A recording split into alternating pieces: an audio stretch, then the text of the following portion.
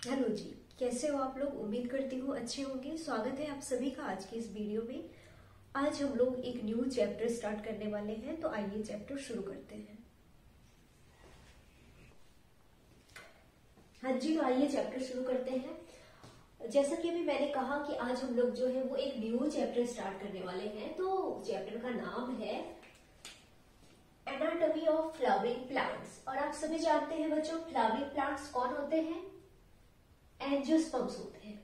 तो बेसिकली हम यहाँ किसकी एनाटॉमी डिस्कस करने वाले हैं? तो एंजियोस्पर्म्स की, यानी कि हम यहाँ डाइकोट्स एंड मोनोकॉट्स की एनाटॉमी यानी इंटरनल स्ट्रक्चर की स्टडी करने वाले हैं। तो आइए कुछ बेसिक पहले जान लेते हैं। देखिए क्या लिखा है कि study of internal structure of plants is called plant anatomy. कि भाई प्लांट एनाटॉमी क्या है? तो प्लांट एनाटॉमी में हम प्लांट्स के इंटरनल स्ट्रक्चर समझते हैं, हिंदी बोलो तो आंतरिक संरचना। तो प्लांट एनाटॉमी में हम प्लांट्स के इंटरनल स्ट्रक्चर की स्टडी करते हैं। ठीक है, अब देखो और भी कुछ बेसिक बातें यहाँ लिखी है जो आपको याद करना है ना। वो है कि फादर ऑफ प्लांट एनाटॉमी, यानी कि प्लांट एनाटॉमी के जो पिता है या कहे जनक है वो कौन है? तो वो है एंड्रयू। ये आपको याद करना है। और दूसरा देखो क्या है कि father of Indian plant anatomy, ये क्या हो जाएगा? के चौधरी। ये भी आपको याद रखना है। ठीक है, अब यहाँ पे मैं एक और साइंटिस्ट की बात करने वाली हूँ जिनका नाम है कैथरीन इशाउ। इनके बारे में एनसीईआरटी में पूरा का पूरा एक पेज दिया है, वहां पे आपको इनके बारे में पढ़ना है और इम्पोर्टेंट कुछ बातें आपको याद रखनी है। अच्छा, एनसीईआरटी की अगर बात करें तो ये जो एनाटॉमी ऑफ फ्लावरिंग प्लांट्स है ये चैप्टर 6 है। ठीक है, तो हम यहाँ पे कैथरीन इशाउ के बारे में थोड़ी सी बात करेंगे। आपको एनसीईआरटी में इनके बारे में पूरा का पूरा एक पेज दिया है, तो वो आप पढ़ लेना, उसमें से कुछ इंपॉर्टेंट चीजें आप याद रखना। तो कैथरीन इशाउ एक लेडी साइंटिस्ट थी, मतलब अब ये नहीं रही हमारे बीच। एक महिला वैज्ञानिक है, लेडी साइंटिस्ट, ये कोई लेडा नहीं है, लेडी साइंटिस्ट है। तो ठीक है, तो इनकी एक बुक है, आपको इस बुक का भी नाम याद रखना है, the anatomy of seed plants. इस बुक को लिखा था कैथरीन इशाउ ने, और ये बुक पब्लिश हुई थी, कब हुई थी? तो 1960 में। ठीक है, और ये बुक बहुत ही फेमस बुक है। आप सोचो कि ये बुक इतनी फेमस है कि आज भी साइंटिस्ट को अगर प्लांट एनाटॉमी के अंदर कोई प्रॉब्लम आती है तो इस बुक को रेफर किया जाता है, इस बुक को यूज में लिया जाता है। इस बुक के अंदर थाउजेंड्स ऑफ प्लांट के एनाटॉमी डिस्क्राइब किए हुए हैं, इसीलिए इसको वेबस्टर ऑफ प्लांट बायोलॉजी माना जाता है, एनसाइक्लोपीडिया माना जाता है। तो आप कैथरीन इशाउ के बारे में आपको मिल जाएगा एनसीईआरटी में, वो आप वहां से पढ़ लेना। और ये तो बहुत इंपॉर्टेंट है, इसीलिए मैंने यहाँ पे लिख दिया। इस बुक का नाम आपको याद ही रखना है कि इन्होंने एक बुक लिखी थी, the anatomy of seed plants. इन्होंने कैथरीन इशाउ ने, ये बुक पब्लिश, ये भी याद रखना ईयर भी 1960 में पब्लिश हुई थी। और इसको वेबस्टर ऑफ प्लांट बायोलॉजी माना जाता है, एनसाइक्लोपीडिया माना जाता है। तो आई थिंक यहाँ तक आपको कुछ समझने में परेशानी नहीं हुई होगी, क्योंकि बहुत ज्यादा समझना तो था नहीं, ये तो बस एक इंट्रोडक्टिव पार्ट है, आगे समझना है। तो अगर आपको यहाँ तक समझ में आ गया तो मैं इसको अब मिटाती हूँ और देखते हैं आगे क्या पढ़ना है। अब आगे हम टिश्यू के बारे में पढ़ेंगे कि टिश्यू क्या होते हैं। ठीक है, मिटा देती हूँ मैं। हाँ जी, तो आओ देखो, मैंने वो मिटा दिया। अब पढ़ने वाले हैं हम लोग क्या? टिश्यू के बारे में। तो सबसे पहले जानेंगे कि टिश्यू टर्म किन्होंने दिया था। तो देखो क्या लिखा है, term tissue was coined bye Andrew. ये वही एंड्रयू है जिनके बारे में अभी अभी हमने पढ़ा ना कि वो फादर ऑफ प्लांट एनाटॉमी भी कौन है? एंड्रयू है। तो टिश्यू टर्म भी उन्होंने ही दिया था, जो फादर ऑफ प्लांट एनाटॉमी है, मतलब एंड्रयू सर ने। ठीक है, अब देखो, अब सवाल है कि टिश्यू क्या होते हैं, किसे कहते हैं टिश्यू? तो टिश्यू की जब भी बात आती है तो हम सिंपल कह देते हैं ना साधारण भाषा में कि ग्रुप ऑफ सेल्स टिश्यू है। ग्रुप ऑफ सेल्स, कोशिकाओं का समूह टिश्यू है। अब आप मुझे बताओ, मैं कहीं से ऐसे करके 10-15 सेल जमा करती हूँ और ऐसे करके उसका ग्रुप बना के अब मैं बोलूंगी कि लो मैंने एक टिश्यू बना दिया, तो क्या वो टिश्यू बन जाएगा? आप मान लोगे? नहीं। ये सच है कि टिश्यू क्या है? ग्रुप ऑफ सेल्स होते हैं, कोशिकाओं का समूह होते हैं, बट इनकी अपनी कुछ विशेषताएं हैं, कुछ खासियत है जो यहाँ पे लिखा है। आइए समझते हैं कि टिश्यू के ग्रुप ऑफ सेल्स है और इन सेल्स का किनका मतलब टिश्यू के जो सेल्स हैं उनका अगर स्ट्रक्चर की बात करें, स्ट्रक्चर क्या होता है? संरचना, स्ट्रक्चर, वो सिमिलर भी हो सकता है और डिसिमिलर भी हो सकता है।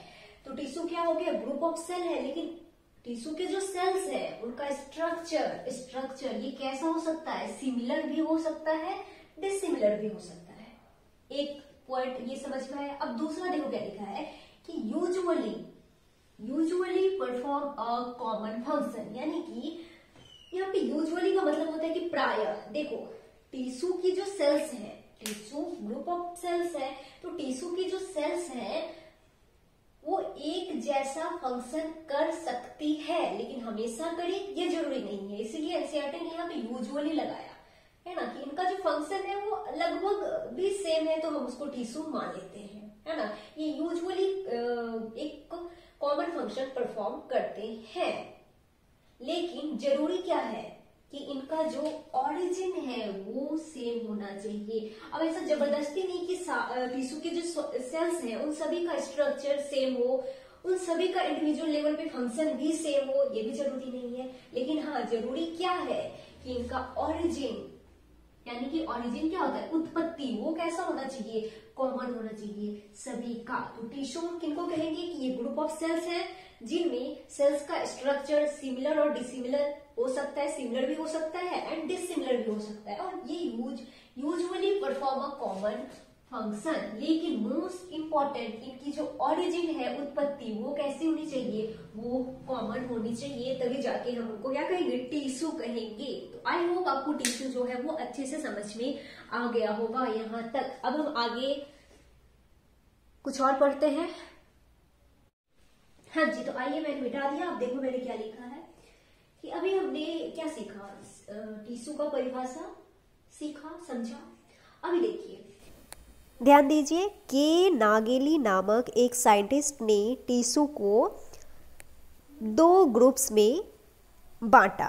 ठीक है, एक मेरिस्टेमेटिक टिश्यू एंड दूसरा परमानेंट टिश्यू। तो इन्होंने टिश्यू को 2 ग्रुप्स में बांटा। किन्होंने? तो के नागेली ने, नागली नहीं बोलना है, नागेली ने। ठीक है। अब जब इन्होंने टिश्यू को 2 ग्रुप्स में बांटा तो किस बेसिस पे बांटा? अब ऐसा तो है नहीं सो के उठे और सीधा टिश्यू को बांट दिए, ऐसा नहीं होता। अगर आप किसी भी चीज का क्लासिफिकेशन कर रहे हो तो आपको कोई सटीक बेसिस या आधार लेना होता है ना। तो इन्होंने टिश्यू को किस बेसिस पे बांटा? तो इन्होंने बांटा on the basis of capability of cell division. Capability of cell division के बेसिस पे इन्होंने टिश्यू को 2 ग्रुप्स में बांटा।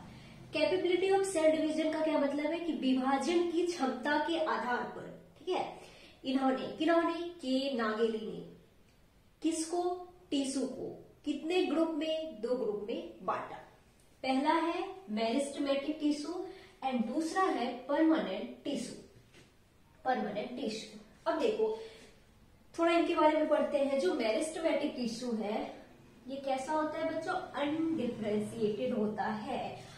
नाउ द सवाल इज दैट कि अनडिफरेंशिएटेड का क्या मतलब है? अभी हमने कहा कि मेरिस्टेमेटिक टिश्यू कैसा होता है? अनडिफरेंशिएटेड होता है, मतलब कोई स्पेसिफिक फंक्शन परफॉर्म नहीं करता है। जो टिश्यू कोई स्पेसिफिक फंक्शन परफॉर्म ना करे तो क्या बोलेंगे? अनडिफरेंशिएटेड। और अगर कोई स्पेसिफिक फंक्शन करना स्टार्ट कर दे तो हम क्या कहेंगे? कि भाई डिफरेंशिएट हो गया। और जो परमानेंट टिश्यू है वो कैसा होता है? फुल्ली डिफरेंशिएटेड टिश्यू है। इसको समझने के लिए आप ऐसे समझो, इसको समझने के लिए हमें एक स्कूल जाना होगा। तो हम चलते हैं अगल बगल कोई सा भी स्कूल। अब वहां पे 10th क्लास के क्लासरूम में चलते हैं, ठीक है। अब आप यहाँ पे देखो कि 10th, मान लो ये 10th क्लास का क्लासरूम है, तो यहाँ पे बहुत सारे बच्चे होंगे कि नहीं होंगे? 10वीं के बहुत सारे बच्चे होंगे। ये मान लो ये बच्चे हैं, इनकी स्थिति मेरिस्टेमेटिक टिश्यू जैसी है। मतलब ये जो बच्चे हैं 10th क्लास के, ये क्या कोई स्पेसिफिक फंक्शन अभी परफॉर्म कर रहे हैं? नहीं, ये तो बस पढ़ाई पढ़ाई पढ़ाई कर रहे हैं, है ना। तो इनकी स्थिति मेरिस्टेमेटिक टिश्यू जैसी है, लेकिन आगे चल के इनमें से ही कुछ बच्चे हो सकता है डॉक्टर बन जाए, कुछ बच्चे इंजीनियर बन जाए, कुछ बच्चे टीचर बन सकते हैं, कुछ है ना नेता बन जाएंगे, और कुछ है कुछ नहीं बनेंगे, मतलब ये भी हो सकता है। ठीक है, तो देखो यहाँ पे हमने क्या समझा कि जो 10वीं क्लास के बच्चे हैं ये अभी कैसे हैं, अनडिफरेंशिएटेड हैं, लेकिन आगे चल के यही जब एक स्पेसिफिक काम करने लग गए तो हमने क्या कहा कि भाई ये डिफरेंशिएट हो गए। जैसे कि मान लो ये बच्चा, ये आगे चल के इसकी वैसी प्रॉपर ट्रेनिंग हुई, पढ़ाई लिखाई हुई और ये डॉक्टर बन गया, तो इसका क्या काम हो गया, ये लोगों का सेवा करने लग गया, जान बचाने लग गया, इलाज करने लग गया। वहीं दूसरा है कि टीचर बन गया, भाई इसकी भी प्रॉपर ट्रेनिंग हुई और ये अब क्या करने लग गया कि लोगों को शिक्षा देने लग गया, बच्चों को पढ़ाने लग गया, तो हमने टीचर कह दिया।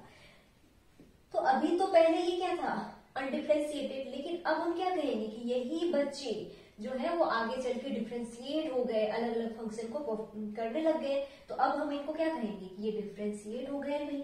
तो वैसे ही जो मेरिस्टेमेटिक टिश्यू की जो सेल है वो कोई स्पेसिफिक फंक्शन यहाँ पे परफॉर्म नहीं कर रही है, ये अनडिफरेंशिएटेड है, लेकिन याद रखना कि मेरिस्टेमेटिक टिश्यू से ही आगे चल के परमानेंट टिश्यू बनता है। मेरिस्टेमेटिक टिश्यू से ही आगे चल के क्या बनता है, परमानेंट टिश्यू बनता है।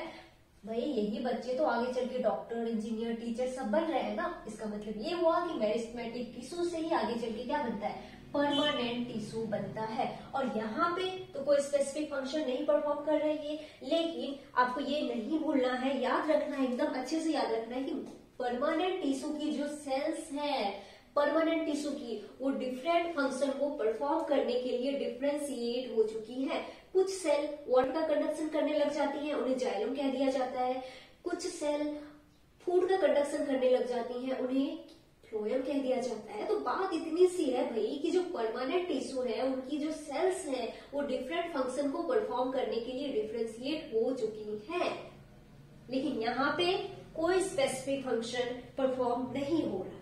अब देखो जो मेरिस्टेमेटिक टिश्यू है, इनकी जो सेल्स हैं उनमें कैपेसिटी ऑफ डिवीजन यानी विभाजन की क्षमता है, यानी ये डिवाइड कर सकती है, ये लगातार डिवाइड करती रहती है।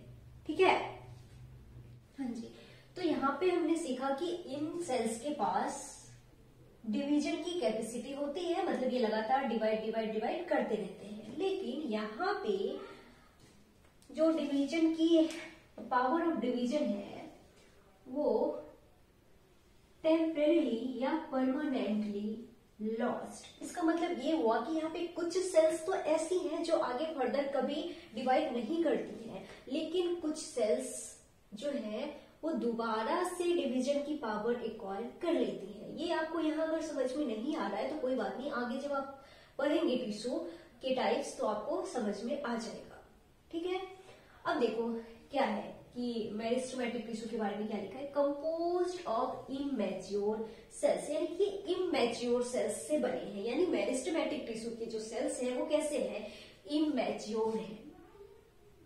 इमैच्योर है भाई, अनडिफरेंशिएटेड है, कोई स्पेसिफिक फंक्शन परफॉर्म नहीं कर रहे हैं, केवल डिवाइड करें। आप खुद ही सोचो कि इनकी जो सेल है वो थोड़ी सी बड़ी हुई डिवाइड हो गई, थोड़ी सी बड़ी हुई डिवाइड हो गई, इनको तो मैच्योर होने का टाइम ही नहीं मिला। भाई कोई भी सेल मैच्योर तभी होगी ना जब आप उसको टाइम दोगे, इनको तो टाइम ही नहीं मिल रहा, ये तो लगातार डिवाइड कर रहे हैं। सेल थोड़ी सी बड़ी हुई डिवाइड हो गई, थोड़ी सी बड़ी हुई डिवाइड हो गई, तो इनको तो मैच्योर होने का टाइम ही नहीं मिला। इसीलिए यहाँ पे लिखा है कि ये इमैच्योर सेल से बने होते, यानी इनकी जो सेल है किनकी, मेरिस्टेमेटिक टिश्यू की, वो कैसी है, इमैच्योर है। वहीं पे यहाँ पे देखो क्या लिखा है, कंपोज्ड ऑफ मैच्योर सेल्स, यानी परमानेंट टिश्यू जो है वो मैच्योर सेल से बने हैं। सिंपल सी बात है भाई कि जो सेल है वो डिफरेंशिएट हो चुकी है, परमानेंट टिश्यू की जो सेल है वो डिफरेंट फंक्शन को परफॉर्म करने के लिए डिफरेंशिएट हो चुकी है, यानी सेल मैच्योर हो चुकी है। सेल मैच्योर है, अब नहीं तो अब कब मैच्योर होगी। तो यहाँ पे जो सेल है वो कैसी है, मैच्योर है, और यहाँ पे इमैच्योर है। हमने अभी एक बेसिक थोड़ा डिफरेंस समझा है मेरिस्टेमेटिक एंड परमानेंट टिश्यू के बारे में। इसको आगे हमको और भी डिटेल में पढ़ना है, बहुत डिटेल में हम पढ़ने वाले हैं। अभी के लिए फिलहाल इतना ही, और आगे दूसरे वीडियो में पढ़ेंगे। तो तब तक के लिए बाय बाय, थैंक यू, जय हिंद।